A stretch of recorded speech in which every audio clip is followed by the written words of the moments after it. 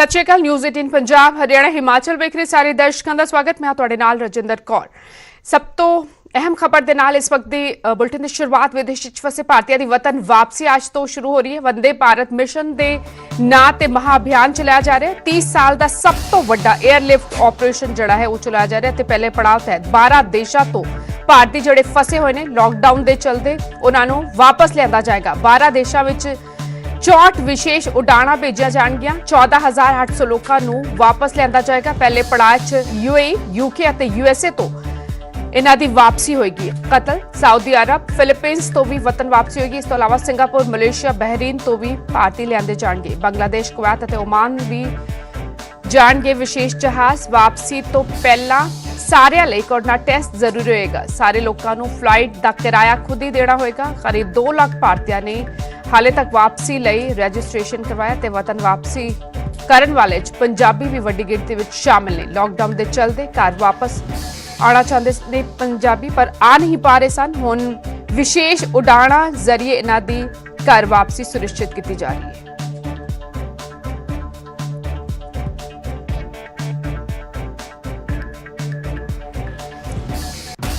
और पंजाब विच आज तो 8 घंटे तक दुकाना खोलिया जाएगियां। सवेरे 7 बजे तो दोपहर 3 बजे तक ये दुकाना खुलणगियां। शराब के ठेके भी आज तो 8 घंटे लिए खुलणगे।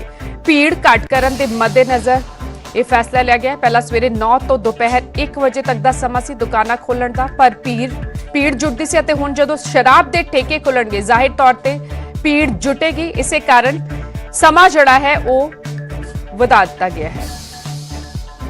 सूरज पान मेरे सहयोगी बठिंडा तो जुड़ चुके हैं। सूरज, 7 बजे तो दुकाना खुलनिया ने, सो बठिंडा की दुकाना खुलनिया शुरू हो गई ने और शायद जड़े आज तो ठेके खुलने ने उसनों वेखते हुए समा वधा दिता गया, क्योंकि जाहिर तौर पर हाले तक जड़ियां तस्वीरां दूजी जगह तो सामने आ रही सन। लंबिया कतारां लग रही ने ठेकियां दे बाहर। बिल्कुल सुबह 7 बजे तो लैके 11 बजे तक का टाइम जो बठिंडा का भी दुकानों का दिता गया, क्योंकि जो दुकानों की लिस्ट है वो तकरीबन आलमोस्ट सारिया दुकाना खोल दित्तियां ने। पर एक वखरा फैसला इस है कि सारिया दुकाना एक ही टाइम नहीं खोलियां, जिस कुछ दुकाना इस तरह दी ने जिन्हों के दिन निर्धारित किए हैं। फॉर एग्जाम्पल सोमवार से शुक्रवार कुछ दुकाना इस तरह दी खुलणगियां, कुछ दुकाना इस तरह दी करतियां जिहड़ियां कि सिर्फ एतवार में ही खुलणगियां। तां करके प्रशासन है जिहड़ा आपदे तौर पर हरेक तरह की एफर्ट करने में लग्या होया है कि दुकाना भी खुल जान, लोगों को प्रॉब्लम भी ना आए, दुकानदार भी परेशान ना हो। तां करके जो टाइम है 7 बजे तो 11 बजे तक निर्धारित कर दिता गया। जिस तरह के जो मोबाइल शॉप ने तकरीबन काफी शहरों में मोबाइल शॉप नहीं खुलियां, पर मोबाइल शॉप वास्ते भी वक्रा दिन निर्धारित कर दिता गया है कि मोबाइल शॉप ने जिहड़ियां वो भी वक्रे दिनों में खुलणियां। तां करके प्रशासन आपदे वल लग्या होया है कि लोग घरों तो बाहर भी निकल ते बाहर उस हिसाब नाल निकल के ज्यादा सोशल डिस्टेंसिंग नूं लैके ज्यादा भीड़ भाड़ है जिहड़ी वो दुकानां ते नजर ना आवे। ठीक है, शुक्रिया फिलहाल सूरज इस जानकारी लई। और राजीव शर्मा अमृतसर तो जुड़े हुए ने। राजीव, जानना चाहांगे 7 बजे तो उत्थे भी दुकाना हुण खुलनियां शुरू हो गई ने और आज तो ठेके खुल रहे ने पंजाब विच, सो उस बाबत कुछ जानकारी? जी रजिंदर, मैं सब तो पहला तो यह दसना चाहना कि भावें पंजाब के बाकी जिलों के विच दुकाना या बाजार खुलण की इजाजत दी गई है, पर अमृतसर दे विच किसी तरह की कोई इजाजत अज नहीं दी गई, क्योंकि इसका कारण यह है कि अमृतसर दे विच हाले बहुत सारिया ਜਿਹੜੀਆਂ ਹਜ਼ੂਰ ਸਾਹਿਬ ਤੋਂ ਜਿਹੜੇ ਸ਼ਰਧਾਲੂ ਆਏ ਨੇ ਉਹਨਾਂ ਦੀਆਂ ਜਿਹੜੇ ਸੈਂਪਲ ਲਏ ਗਏ, ਉਹਨਾਂ ਦੀ ਜਿਹੜੀ ਰਿਪੋਰਟ ਹੈ ਉਹ ਪੈਂਡਿੰਗ ਹੈ। ਔਰ ਉਸ ਦਾ ਕਾਰਨ ਇਹ ਹੈ ਕਿ ਅੰਮ੍ਰਿਤਸਰ ਦੀ ਜਿਹੜੀ ਮੈਡੀਕਲ ਕਾਲਜ ਦੀ ਲੈਬ ਹੈ ਜਿੱਥੇ ਟੈਸਟ ਕੀਤੇ ਜਾਂਦੇ ਸੀ, ਉੱਥੋਂ ਦਾ ਇੱਕ ਟੈਕਨੀਸ਼ੀਅਨ ਜੋ ਹੈ ਖੁਦ ਪੋਜ਼ਿਟਿਵ ਪਾਇਆ ਗਿਆ ਸੀ, ਜਿਸ ਤੋਂ ਬਾਅਦ ਪੂਰੀ ਲੈਬ ਦਾ ਜੋ ਸਟਾਫ ਹੈ ਉਸਨੂੰ ਕੁਆਰੰਟਾਈਨ ਕੀਤਾ ਗਿਆ। ਔਰ ਬਹੁਤ ਸਾਰੀਆਂ ਰਿਪੋਰਟਸ ਜਿਹੜੀਆਂ ਨੇ ਉਹਨਾਂ ਦੇ ਜਿਹੜੇ ਟੈਸਟ ਹੋਣ ਦੇ ਵਿੱਚ ਸਮਾਂ ਲੱਗ ਰਿਹਾ। ਔਰ ਕੱਲ ਰਾਤ ਅੰਮ੍ਰਿਤਸਰ ਦੇ ਜੋ ਡਿਪਟੀ ਕਮਿਸ਼ਨਰ ਨੇ ਉਹਨਾਂ ਨੇ ਨਿਊਜ਼ 18 ਦੇ ਨਾਲ ਗੱਲਬਾਤ ਕਰਦਿਆਂ ਦੱਸਿਆ ਕਿ ਜਦੋਂ ਤੱਕ ਉਹ ਸਾਰੀਆਂ ਜਿਹੜੀਆਂ ਰਿਪੋਰਟਾਂ ਨੇ ਉਹ ਨਹੀਂ ਆਉਂਦੀਆਂ ਉਦੋਂ ਤੱਕ ਅਸੀਂ ਕੋਈ ਫੈਸਲਾ ਨਹੀਂ ਲੈ ਸਕਦੇ। ਤਾਂ ਸੰਭਾਵਨਾ ਇਹ ਹੈ ਕਿ ਅੱਜ ਸ਼ਾਮ ਤੱਕ ਜੇਕਰ ਸਾਰੀਆਂ ਰਿਪੋਰਟਾਂ ਆਉਂਦੀਆਂ ਨੇ ਤਾਂ ਉਸ ਤੋਂ ਬਾਅਦ ਹੋ ਸਕਦਾ ਕਿ ਪ੍ਰਸ਼ਾਸਨ ਅੱਜ ਫੈਸਲਾ ਲਵੇ ਤਾਂ ਕੱਲ ਅੰਮ੍ਰਿਤਸਰ ਦੇ ਵਿੱਚ ਵੀ ਇਸੇ ਤਰੀਕੇ ਦੇ ਨਾਲ ਦੁਕਾਨਾਂ ਖੋਲੀਆਂ ਜਾਣ। ਪਰ ਦੂਸਰੇ ਪਾਸੇ ਜਿਹੜੇ ਸ਼ਰਾਬ ਦੇ ਠੇਕਿਆਂ ਦੀ ਗੱਲ ਹੈ ਤਾਂ ਉਸ ਬਾਰੇ ਉਹਨਾਂ ਨੇ ਸਪਸ਼ਟ ਕੀਤਾ ਕਿ जो फैसला पंजाब सरकार वालों लिया गया, नोटिफिकेशन जो जारी किया गया वो पूरे पंजाब के लिए है, तो उस मुताबिक शराब के ठेके जरूर खुल सकते हैं अमृतसर दे विच, पर बाकी दुकाना या बाजार जिहड़े ने फिलहाल अज नहीं खुलणगे। अज शाम नूं हो सकता कि प्रशासन कोई फैसला लवे तो कल हो सकता दुकाना खुलण, पर फिलहाल ਪੰਜਾਬ ਦੇ ਬਾਕੀ ਜ਼ਿਲ੍ਹਿਆਂ ਵਾਂਗ ਅੱਜ ਅੰਮ੍ਰਿਤਸਰ ਦੇ ਵਿੱਚ ਕਿਸੇ ਵੀ ਤਰ੍ਹਾਂ ਦੀ ਕੋਈ ਦੁਕਾਨ ਖੋਲ੍ਹਣ ਦੀ ਇਜਾਜ਼ਤ ਜਿਹੜੀ ਹੈ ਪ੍ਰਸ਼ਾਸਨ ਵੱਲੋਂ ਉਹ ਨਹੀਂ ਦਿੱਤੀ ਗਈ ਜੀ। ਸ਼ੁਕਰੀਆ। ਸੋ ਅੰਮ੍ਰਿਤਸਰ 'ਚ 9 ਵਜੇ ਦੁਕਾਨਾਂ ਖੁੱਲਣਗੀਆਂ। ਫਿਲਹਾਲ ਸਭ ਤੋਂ ਵੱਡਾ ਹੌਟਸਪੌਟ ਅੰਮ੍ਰਿਤਸਰ, ਕੋਰੋਨਾ ਪੋਜ਼ਿਟਿਵ ਮਰੀਜ਼ਾਂ ਦਾ तमाम ਜਿਹੜੇ ਸ਼ੱਕੀ ਮਰੀਜ਼ ਨੇ ਉਹਨਾਂ ਦੀ ਰਿਪੋਰਟ ਆਣੀ ਬਾਕੀ ਹੈ। ਜਿਹੜੇ ਸ਼ਰਧਾਲੂ ਪਰਤੇ ਸਨ, ਜਦੋਂ ਤੱਕ ਉਹ ਰਿਪੋਰਟਸ ਆ ਨਹੀਂ ਜਾਂਦੀ, ਫਿਲਹਾਲ ਅੰਮ੍ਰਿਤਸਰ ਵਿੱਚ ਸਮਾਂ ਜਿਹੜਾ ਹੈ ਨਹੀਂ ਬਦਲਿਆ ਗਿਆ। ਅੰਮ੍ਰਿਤਸਰ ਵਿੱਚ ਸਿਰਫ 4 ਘੰਟਿਆਂ ਲਈ ਹੀ ਦੁਕਾਨਾਂ ਖੁੱਲਣਗੀਆਂ।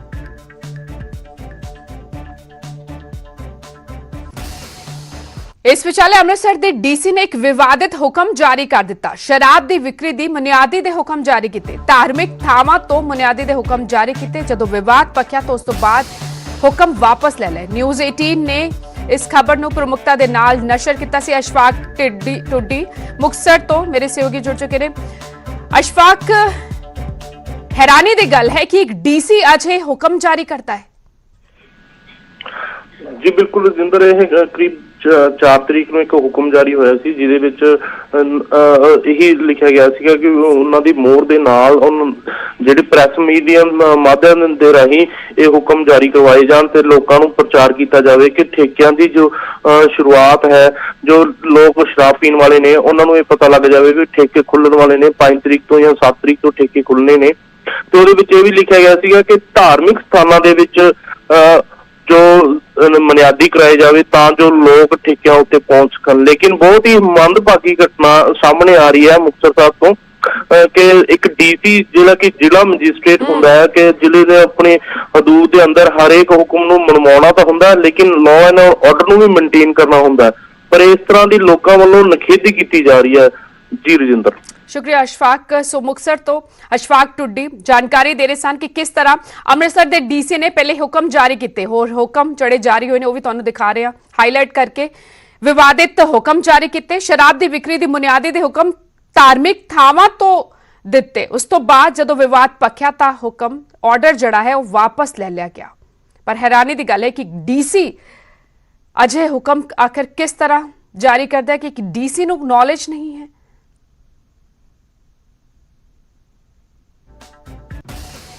और मुक्तसर के डीसी वालों दिते हुक्मां दी तमाम आगुआं वालों निखेधी की जा रही है। मैं बोलूंगा तो बोलेंगे कि बोलता है, पर बोले बिना रहा भी नहीं जाता। देश के लोगों, हमारे पंजाब की सरकार की मानसिकता इस तरह से गिर चुकी है। कभी हजूर साहब के श्रद्धालुओं को कोरोना के जिम्मेवार ठहराते हैं, कभी दिग्विजय सिंह ट्वीट करके कहते हैं कि सिख श्रद्धालुओं के कारण पंजाब में कोरोना आया, लेकिन आज तो सभी हदें पार कर दी कैप्टन अमरिंदर सिंह जी ने। सरकार ने एक नोटिस, सरकार ने एक हुक्म जारी किया है, हुक्मरानों ने हुक्म जारी किया है। क्या हुक्म जारी किया है कि गुरुद्वारों से हम अनाउंसमेंट करें कि शराब आपके घर में फ्री में पहुंचाई, होम डिलीवरी करी जाएगी। गुरुद्वारों में से जहां से अकाल पुरख की उस्तत होती है, जिन गुरुद्वारों को लोग नमन करते हैं मानवता की सेवाओं के लिए, अब हमें ये हिदायत दी गई है, हुक्म सुनाया गया है कि आप गुरुद्वारों से अनाउंसमेंट करो कि तुम्हारे घर पर मुफ्त में, तुम्हारे घर में होम डिलीवरी करी जाएगी शराब की। क्या इससे ज्यादा कोई गिरने वाली बात हो सकती है? ਅੱਜ ਸਾਡੀ ਸਰਕਾਰ ਰੈਵਨਿਊ ਕਰਕੇ ਇੰਨਾ ਨੀਵਾ ਜਾਰੀ ਹੈ ਕਿ ਦੇਖते ही ਆਰਡਰ ਡੀਸੀ ਵੱਲੋਂ ਕੱਢੇ ਜਾ ਰਹੇ ਆ ਕਿ ਸ਼ਰਾਬ ਘਰ ਘਰ ਮਿਲੇਗੀ। ਇਹ ਧਾਰਮਿਕ ਸਥਾਨਾਂ ਦੇ ਉੱਤੋਂ ਅਨਾਉਂਸ ਕਰੋ। ਮੈਂ ਮੁੱਖ ਮੰਤਰੀ ਸਾਹਿਬ ਨੂੰ ਬੇਨਤੀ ਕਰਦਾ ਕਿ ਥੋੜਾ ਬਹੁਤਾ ਤਰਸ ਕਰੋ।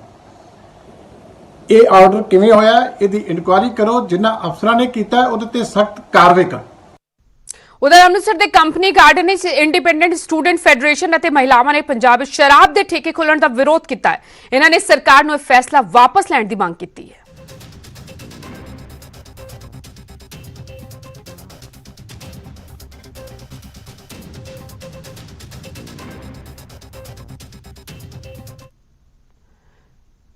लॉकडाउन के इस दौर में ज्यादातर गतिविधियां की छूट मिल गई है, पर एक तबका अजिहा भी है जो अजे भी बस आस विच जी रहे हैं। यह तबका पार्लर ते सैलून वालियां दा है। की मांग कर रहे हैं ये लोग, वेखो इस रिपोर्ट के जरिए।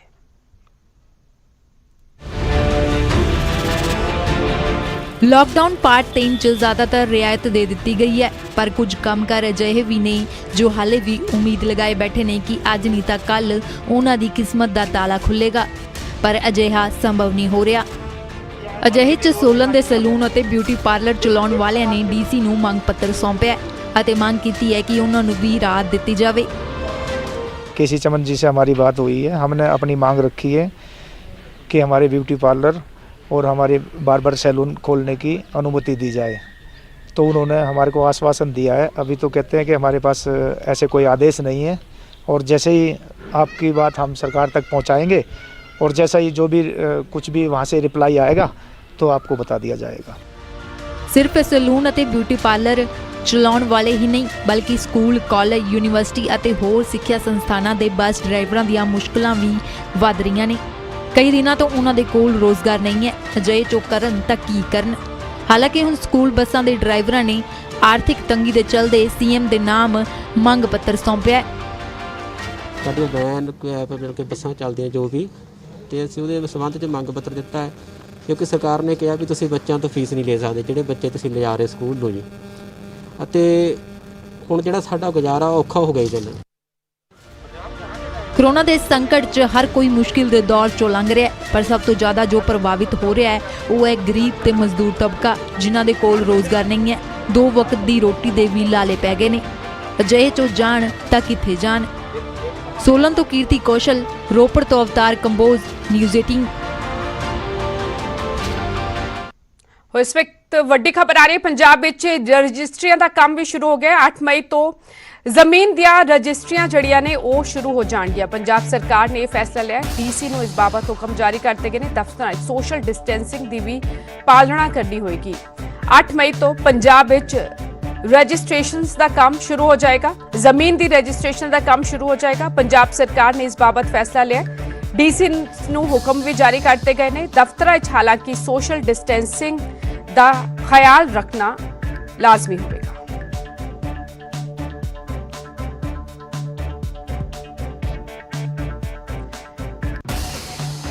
ਪੰਜਾਬ ਤੇ ਹੋਰ ਵੱਧ ਸਕਦਾ ਹੈ ਕੋਰੋਨਾ ਦਾ ਸੰਕਟ। ਅਗਲੇ 2 ਤੋਂ 3 ਹਫ਼ਤਿਆਂ 'ਚ 32,000 ਲੋਕ ਵਾਪਸ ਆ ਰਹੇ ਨੇ। ਵਿਦੇਸ਼ਾਂ 'ਚ ਰਹਿੰਦੇ ਕਰੀਬ 20,000 ਪੰਜਾਬੀ ਵਾਪਸ ਪਰਤਣਗੇ।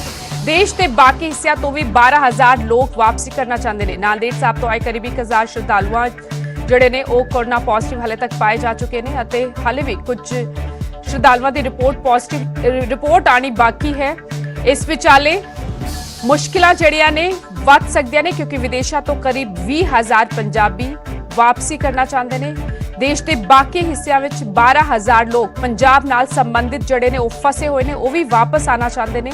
ਸੋ ਮੁਸ਼ਕਿਲਾਂ ਜਿਹੜੀਆਂ ਨੇ ਉਹ ਵੱਧ ਸਕਦੀਆਂ ਨੇ। ਚੁਣੌਤੀ ਪੰਜਾਬ ਸਰਕਾਰ ਦੇ ਸਾਹਮਣੇ ਵੀ ਕਿ ਇਹਨਾਂ ਦੀ ਮੁਕੰਮਲ ਤਰੀਕੇ ਦੇ ਨਾਲ ਸਕਰੀਨਿੰਗ ਹੋਏ, ਟੈਸਟ ਹੋਏ, ਕਿਉਂਕਿ ਜਿਸ ਤਰ੍ਹਾਂ ਕੋਰੋਨਾ ਦਾ ਆંકੜਾ ਪੰਜਾਬ ਵਿੱਚ ਵਧਿਆ ਨਾਂਦੇੜ ਸਾਹਿਬ ਤੋਂ ਪਰਤੇ ਸ਼ਰਧਾਲੂਆਂ ਤੋਂ ਬਾਅਦ, ਉਸ ਕਾਰਨ ਪੰਜਾਬ ਦੀਆਂ ਮੁਸ਼ਕਲਾਂ ਪਹਿਲੇ ਹੀ ਵਧੀਆਂ ਹੋਈਆਂ ਨੇ। ਹੁਣ ਜਿਹੜੇ ਬਾਹਰਲੇ ਸੂਬਿਆਂ ਜਾਂ ਬਾਹਰਲੇ ਮੁਲਕਾਂ ਤੋਂ ਲੋਕ ਵਾਪਸੀ ਕਰਦੇ ਨੇ, ਉਹਨਾਂ ਦੀ ਵੀ ਸੁਰੱਖਿਆ ਤੇ ਪੰਜਾਬ ਵਿੱਚ ਵੀ ਉਸ ਦਾ ਅਸਰ ਨਾ ਹੋਏ, ਇਹ ਵੀ ਯਕੀਨੀ ਬਣਾਉਣਾ ਲਾਜ਼ਮੀ ਹੋਵੇ।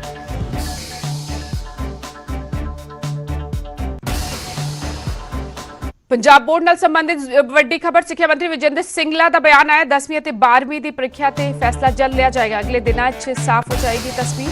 ਕਰਫਿਊ ਦੇ ਚਲਦੇ ਦਰਅਸਲ ਇਮਤਿਹਾਨ ਪੂਰੇ ਨਹੀਂ ਹੋ ਸਕੇ ਸਨ। ਪਹਿਲੇ ਕਿਹਾ ਜਾ ਰਿਹਾ ਸੀ ਕਿ ਪ੍ਰੀ ਬੋਰਡ ਦੇ ਆਧਾਰ ਤੇ ਪ੍ਰਮੋਟ ਕੀਤਾ ਜਾ ਸਕਦਾ ਹੈ, ਪਰ ਪ੍ਰੀਖਿਆ ਜਿਹੜੀਆਂ ਬਾਕੀ ਬੱਚਿਆਂ ਨੇ ਹੋਣਗੀਆਂ ਜਾਂ ਨਹੀਂ, ਇਸ ਬਾਰੇ ਜਲਦ ਫੈਸਲਾ ਸਿੱਖਿਆ ਵਿਭਾਗ ਵੱਲੋਂ ਲਿਆ ਜਾਏਗਾ।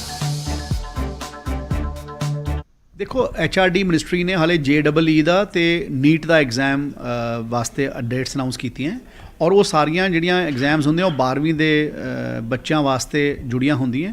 12ਵੀਂ ਦੇ ਐਗਜ਼ਾਮਸ ਅਸੀਂ ਵੈਸੇ ਹੀ ਸਾਰੇ ਕਰਨਾ ਚਾਹੁੰਦੇ ਹਾਂ, ਸਿਰਫ ਵੇਟ ਕਰ ਰਹੇ ਹਾਂ ਕਿ ਕਰੋਨਾ ਦੀ ਮਹਾਮਾਰੀ ਦਾ ਜਿਹੜਾ ਲੋਕਡਾਊਨ ਹੈ ਉਹ ਖੁੱਲ੍ਹ ਜਾਵੇ, ਥੋੜਾ ਸਿਚੁਏਸ਼ਨ ਠੀਕ ਹੋ ਜਾਵੇ, ਤਾਂ ਕਿ ਕੋਈ ਐਸੀ ਗੱਲ ਨਾ ਹੋਵੇ ਜਿਹਦੇ ਨਾਲ ਬੱਚਿਆਂ ਨੂੰ ਕੋਈ ਪ੍ਰੋਬਲਮ ਨਾ ਆਵੇ।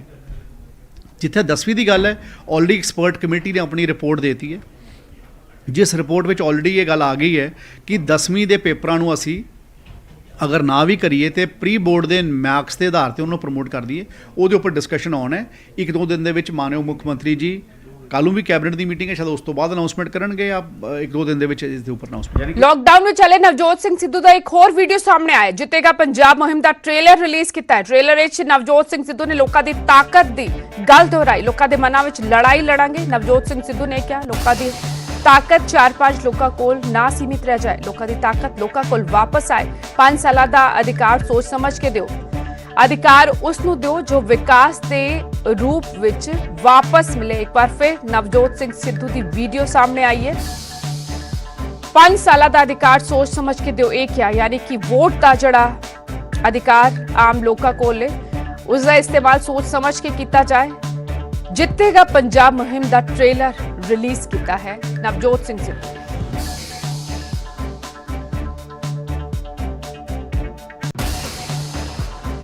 ਚੰਡੀਗੜ੍ਹ ਵਿੱਚ ਵੀ ਪੈਟਰੋਲ ਡੀਜ਼ਲ ਮਹਿੰਗਾ ਕਰ ਦਿੱਤਾ ਗਿਆ। ਕਰੀਬ 3 ਰੁਪਏ ਤੱਕ ਪੈਟਰੋਲ ਡੀਜ਼ਲ ਦੇ ਰੇਟ ਵਧ ਗਏ ਨੇ। ਚੰਡੀਗੜ੍ਹ ਪ੍ਰਸ਼ਾਸਨ ਨੇ 5% ਤੱਕ ਵੈਟ ਵਧਾ ਦਿੱਤਾ ਹੈ। ਚੰਡੀਗੜ੍ਹ ਸ਼ਰਾਬ ਵੀ ਮਹਿੰਗੀ ਹੋ ਸਕਦੀ ਹੈ। ਸ਼ਰਾਬ ਤੇ ਵੀ ਸੈਸ ਲਗਾਉਣ ਦੀ ਤਿਆਰੀ ਵਿੱਚ ਹੈ ਪ੍ਰਸ਼ਾਸਨ। ਹਰਿਆਣਾ ਦਿੱਲੀ ਦੀ ਤਰਜ਼ ਤੇ ਚੰਡੀਗੜ੍ਹ ਵਿੱਚ ਵੀ ਪੈਟਰੋਲ ਡੀਜ਼ਲ ਮਹਿੰਗਾ ਕਰ ਦਿੱਤਾ ਗਿਆ ਅਤੇ ਸ਼ਰਾਬ ਵੀ ਚੰਡੀਗੜ੍ਹ ਵਿੱਚ ਮਹਿੰਗੀ ਹੋ ਸਕਦੀ ਹੈ। ਇਸ ਤੋਂ ਪਹਿਲਾਂ ਹਰਿਆਣਾ ਅਤੇ ਦਿੱਲੀ ਵਿੱਚ ਵੀ ਪੈਟਰੋਲ ਡੀਜ਼ਲ ਅਤੇ ਸ਼ਰਾਬ ਜਿਹੜੀ ਹੈ ਉਹ ਮਹਿੰਗੀ ਕੀਤੀ ਜਾ ਚੁੱਕੀ ਹੈ।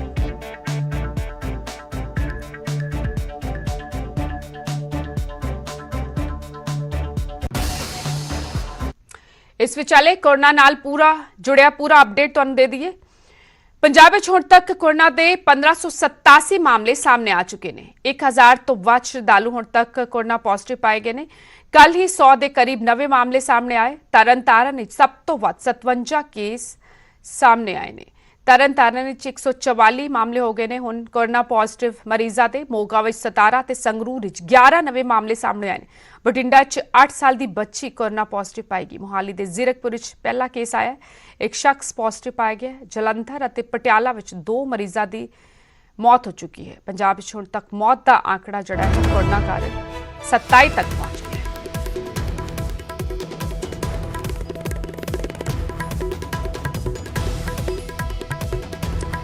और मैप के जरिए भी तुहानू समझाने की कोशिश करते हैं। 1587 आंकड़ा लगातार जड़ा है वधदा जा रहा है। पंजाब विच कोरोना पॉजिटिव मरीजों का संगरूर 95, बरनाला 20, बठिंडा 37, मानसा 19, फतेहगढ़ साहब 19, मोहाली 96 ਅਤੇ पटियाला तो 79 मामले जड़े ने सामने आ चुके हैं। फाजिलका 40, मुक्तसर साहिब 65, फरीदकोट 45, फिरोजपुर 43, जलंधर 137 मामले हो चुके हैं, जबकि लुधियाना 124 ਤੇ ਮੋਗਾ 56 ਮਾਮਲੇ ਹਾਲੇ ਤੱਕ ਸਾਹਮਣੇ ਆ ਚੁੱਕੇ ਨੇ। ਹੋਰ ਇਹ ਗਿਣਤੀ ਉਦੋਂ ਵਧੀ ਜਦੋਂ ਸ਼ਰਧਾਲੂ ਨਾਂਦੇੜ ਸਾਹਿਬ ਤੋਂ ਵਾਪਸ ਪਰਤੇ। ਅੰਮ੍ਰਿਤਸਰ ਹੌਟਸਪੌਟ 233 ਮਾਮਲੇ, ਸਭ ਤੋਂ ਵੱਧ ਸ਼ਰਧਾਲੂ ਜਿਹੜੇ ਨੇ ਅੰਮ੍ਰਿਤਸਰ ਪਰਤੇ ਅਤੇ ਇਸ ਵਿਚਾਲੇ ਉਹਨਾਂ ਦੀ ਰਿਪੋਰਟ ਵੀ ਸਭ ਤੋਂ ਵੱਧ ਉੱਥੇ ਪੋਜ਼ਿਟਿਵ ਪਾਈ ਗਈ ਅਤੇ ਇਸ ਦੇ ਨਾਲ ਹੀ ਆંકੜਾ ਜਿਹੜਾ ਹੈ ਅੰਮ੍ਰਿਤਸਰ ਦਾ ਵੱਧ ਗਿਆ ਕੋਰੋਨਾ ਪੋਜ਼ਿਟਿਵ ਮਰੀਜ਼ਾਂ ਦਾ। ਤਰਨਤਾਰਨ 144, ਕਪੂਰਥਲਾ 18, ਹੁਸ਼ਿਆਰਪੁਰ पठानकोट 87, रोपड़ 16, नवांशहर 86 कोरोना पॉजिटिव मरीज हाल तक सामने आ चुके। छोटे से ब्रेक लिए थे, रुक रहे हैं।